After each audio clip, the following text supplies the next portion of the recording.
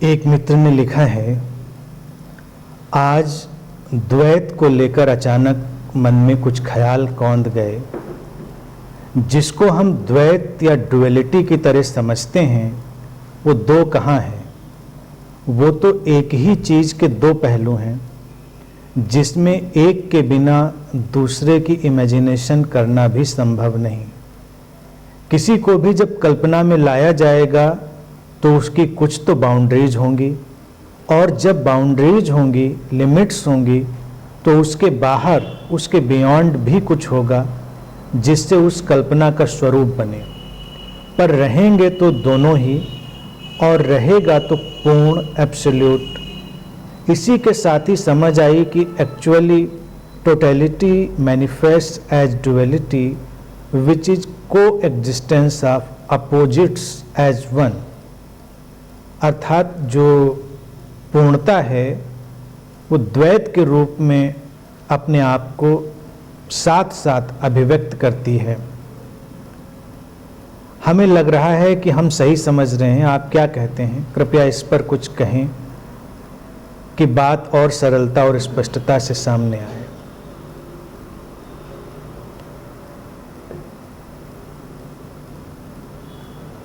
जो समझा है बिल्कुल ठीक समझा है, पूरी तरह बात सही समझी गई। उसे और सरल ढंग से हम समझ सकते हैं।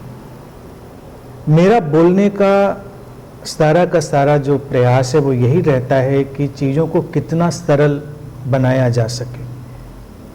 I prefer keeping things simple. जब सत्य बहुत उलझे हुए ढंग से कह दिया जाता है तो अक्सर लोगों की पकड़ से बाहर हो जाता है। अतीत में भी सब सही कहा गया, लेकिन कई बार वो इतने गूढ़ ढंग से कह दिया जाता है, इतने कॉम्प्लिकेटेड, इतने जटिल ढंग से कि व्यक्ति उलझ जाता है। उसको लगता है कि ये बात तो बड़ी गंभीर है और इसका हमारी समझ से लग रहा है कोई सिरा नहीं जुड़ता। अद्वैत अल्टीमेट अंडरस्टैंडिंग है, यानी कि अंतिम समझ, परम समझ है।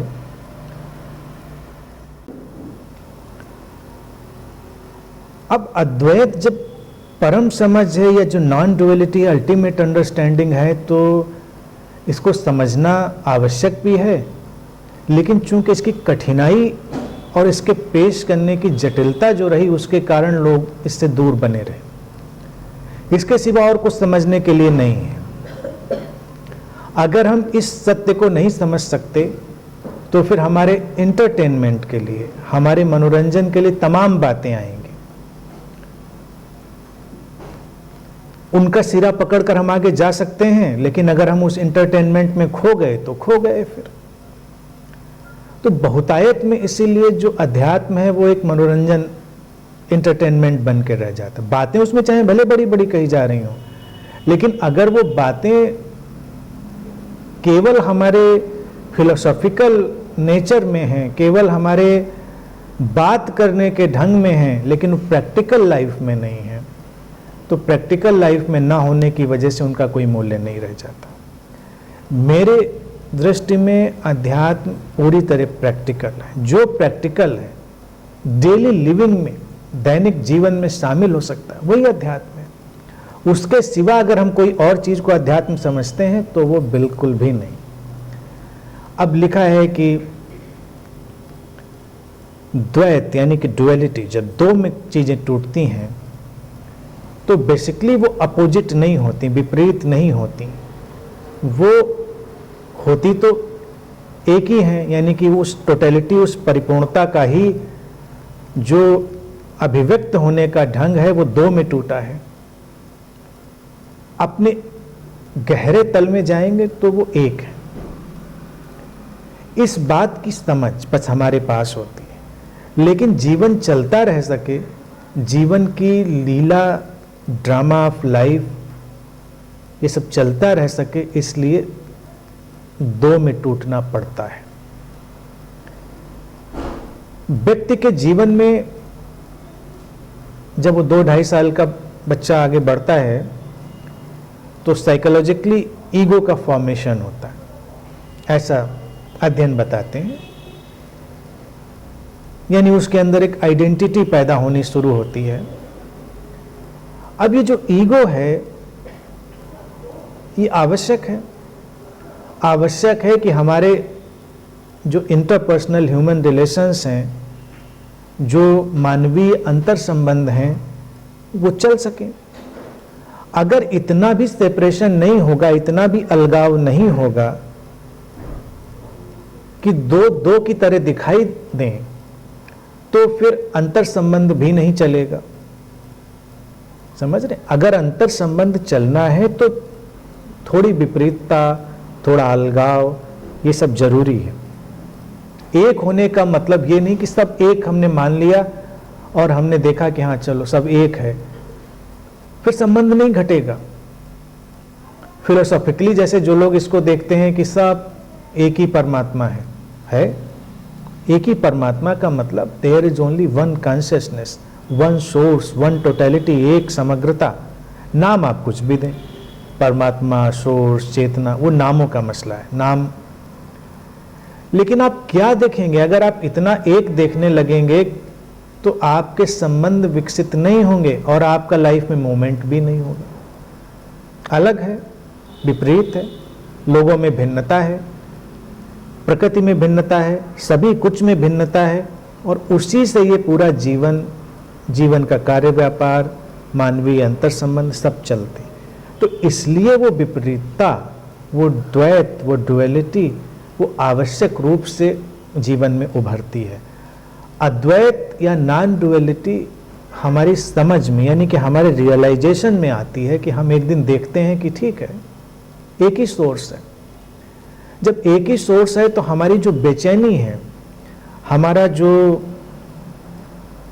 अंदर का बेचैन स्वभाव है, वो ठहर जाता है बस। लेकिन अलगाव रहता है, और अलगाव के साथ सारी क्रियाएं, व्यवहार, वो सब जारी रहता है। अब अगर आप इसको प्रैक्टिकली देखें तो अगर ये समझ आई कि एक ही सोर्स, एक ही टोटलिटी से सब निकल रहा है, तो आप बहुत उलझते नहीं हैं।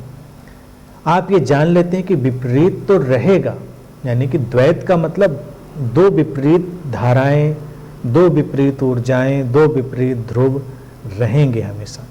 तो आप एक की कामना नहीं करेंगे, आप ये नहीं सोचेंगे कि एक ही होना चाहिए, अच्छा ही होना चाहिए या बुरा नहीं होना चाहिए। अच्छा बुरा दोनों चलेंगे, काला सफ़ेद दोनों चलेंगे, जीवन दोनों के ही कॉम्बिनेशन से आगे चलेगा।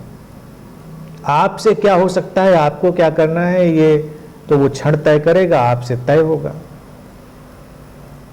वो आप तय करेंगे।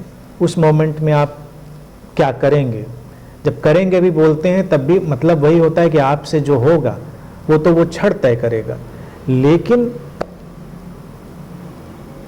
चूंकि आपके अंदर ये कामना नहीं है कि दो का अस्तित्व शायद कभी ना हो, यानी कि आप ऐसी कोई यूटोपियन फिलॉसफी अपने अंदर डालें कि एक दिन सब अच्छा हो जाएगा, एक दिन सब यहाँ पर दिव्यता उतर आएगी, तो दिव्यता का अनुभव, तो उसके साथ अदिव्यता का अनुभव भी जरूरी है। दोनों आएंगे, एक चाहेंगे तो बात बनेगी नहीं, वो चलेगा। That is part of drama. ये समझ आपको शांत करती है, इस समझ के साथ आपके अंदर शांति आती है और आप लड़ाई नहीं लड़ते। अगर 24 घंटे का अपना जीवन आप देखें तो इस द्वैत में आप 24 घंटे तमाम फेजेस में गुजरते हैं। एक तो ये मोटी मोटी बात जो हम बता रहे हैं, छोटे छोटे उसके उदाहरण आप देखें। ऐसा दुनिया में कोई भी आदमी नहीं जो 24 घंटे कंटिन्यूअस बहुत इंटेलिजेंट फील करता हो, बहुत बुद्धिमान अनुभव करता हो। कभी कभी बहुत स्टूपिड भी अनुभव करता है, बहुत मूर्ख भी अनुभव करता है। और यही द्वैत की खूबसूरती है कि दोनों आते हैं जाते हैं। तो कभी जब उसने अपने को बुद्धिमान अनुभव किया तो उस पर उसको कोई गर्व नहीं होता, और जब कभी वो अपने को बड़ा स्टूपिड यानी मूर्खतापूर्ण अनुभव करता है तब उसको कोई निराशा या कोई अपने प्रति निंदा नहीं होती। वो जानता है कि होता है, तमाम लहरें उठती गिरती रहती हैं। कुशलता तब आती है जब बुद्धिमत्ता का उपयोग होना होता है और आपसे वो हो जाती है, आप उसका उपयोग कर पाते हैं। लेकिन बुद्धिमान से बुद्धिमान आदमी भी कभी कभी नहीं कर पाता उपयोग, बाद में सोचता है कि अरे मैंने ऐसा क्यों किया या मुझसे ऐसा क्यों नहीं हुआ। क्योंकि ये सब डुअलिटी के फेजेज हैं, सारे सबके अंदर से गुजरते हैं। आप कभी बहुत सक्रिय, कभी बहुत निष्क्रिय, हर फेज में आप जाएंगे और हर फेज के मोमेंट से जीवन आगे बढ़ता है। यही नियम है, यही जागतिक नियम है, यही कॉस्मिक लॉ है। इसको समझ लेने के बाद आप व्यवहारिक रूप से करुणापूर्ण होंगे, क्योंकि जब आप किसी को देखेंगे, किसी भी फॉर्म में आप देखेंगे, तो आपको ये बात पता रहेगी, समझ रहेगी कि ये डुअलिटी का मैनिफेस्टेशन है, होता है। हिंसा, अहिंसा, प्रेम, घृणा, भय सब घूमता रहता है द्वैत के इस नृत्य में। तमाम शेड्स हैं, तमाम उन शेड्स की अभिव्यक्तियां हैं। कहने का मेरा तात्पर्य कि जब ये आप जान लेते हैं कि ये है, तो इसका अर्थ ये नहीं कि आपके माध्यम से कुछ होता नहीं, आप कुछ करते नहीं, आप से जो होता है वही होता है। अब हिंसा है, मान लीजिए हिंसा आपको सामने दिखाई दे रही है, आपके सामने वो हिंसा की घटना घट रही है या आपके प्रति हो रही, तो आप क्या करेंगे? इसके लिए क्या आपको कोई फिलॉसफी बताने की ज़रूरत है? अगर आप सोचते हैं बताने की ज़रूरत है तो ये बड़ी विचित्र बात है। आप वही करेंगे जो आपको करना है, आपकी कंडीशनिंग, आपकी प्रोग्रामिंग जो होगी आप वही करेंगे। या आप लड़ने की प्रोग्रामिंग है तो लड़ेंगे, भागने की प्रोग्रामिंग है तो भाग जाएंगे, और पिटने की प्रोग्रामिंग है तो आप पिटेंगे। हिंसा हुई, पिटने की स्थिति बनी। अब ये तो आपकी कंडीशनिंग और प्रोग्रामिंग पर डिपेंड करता है कि आप उस समय क्या आपसे होगा। तो ये अगर हम बता भी दें या कोई भी बता दे कि ऐसा करना चाहिए, तो कितने लोग ये सुनते हैं कि ऐसा करना चाहिए और फिर वैसा कर पाते हैं? अल्टीमेटली आप वही करते हैं जो आप कर सकते हैं, यानी कि आपसे वही होता है जो आप के कंडीशनिंग और प्रोग्रामिंग में पॉसिबल होता है। ठीक है, हुआ। होने के बाद आपके अंदर कोई द्वंद्व नहीं है, आपके अंदर कोई परेशानी नहीं है, बस इतनी सी बात है। अगर भागना था तो आप भागे, उसको लेकर फिर पश्चाताप आपके अंदर नहीं रहेगा कि मैं क्यों भागा, मुझे नहीं भागना चाहिए था। और अगर युद्ध करना था तो आपने युद्ध किया, यानी लड़े। भारत में देखिए, हम जब अपने मास्टर्स को दिखाते हैं तो उनके लाइफ में डालकर बहुत सारे क्वालिटी दिखा देते हैं। हमने कृष्ण को एक आइकॉनिक मॉडल की तरह देखा, भारत ने उनको पेश किया। उसको इतिहास की तरह कभी ना देखें, वो बताने का तरीका है। और उनके जीवन में देखिए हम सारे पहलू दिखाते हैं। वो भागते भी हैं छोड़ छाड़ के, तभी उनका नाम रणछोड़ दास भी पड़ा है। यानी कि युद्ध में खड़े, परिस्थिति बनी, नहीं निपट रही है तो भाग गए। और शूरवीर तो हैं ही हैं, जब जरूरत पड़ती है तो लड़ भी लेते हैं। यानी कि ये तो उस समय का परिस्थिति का परिदृश्य, आपका विवेक और सारा घटनाक्रम बताएगा।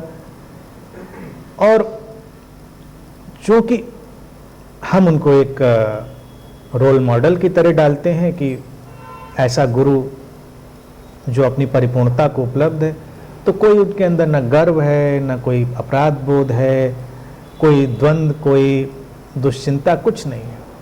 यानी कभी बैठकर वो ये नहीं सोचते हैं कि अरे यार मैं भागा क्यों था, नहीं भागा होता तो क्या करता, या फिर वो कहें कि ऐसा क्यों किया था, मैंने लड़ाई लड़ ली थी तो ये ना करता। वो कोई उस मोमेंट में जो हुआ वो कंप्लीट था, टोटल था, और एक ही व्यक्ति में सारे शेड्स। लेकिन फिर हम स्पिरिचुअलिटी को ऐसे बनाते हैं कि हम व्यक्ति से सारे शेड्स निकालते चले जाते हैं। हम ये मानते हैं कि जो व्यक्ति होना चाहिए वो एक ही जैसा होना चाहिए। यानी कि खासतौर से आध्यात्मिक लोगों को ये भ्रम जरूर पकड़ जाता है कि ऐसे सत्संगों में जाएंगे, ऐसी टीचिंग सुनेंगे, ऐसी किताबें पढ़ेंगे, सब परमात्मा है। कहते तो परमात्मा है, फिर क्या करें? फिर कोई उनको जब हमला करने आ गया तो कहीं ये भी परमात्मा है, तो क्या करें? लड़े परमात्मा से, पैर पकड़ लें इसके।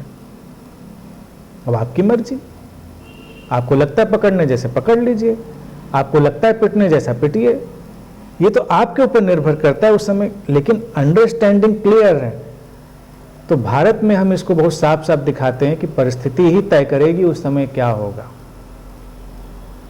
यानी कि अगर लड़ाई होती है या युद्ध होता है तो इसका मतलब ये नहीं कि हम नहीं जानते हैं कि वो परमात्मा नहीं है वो, लेकिन ये युद्ध वाला है तो युद्ध होगा।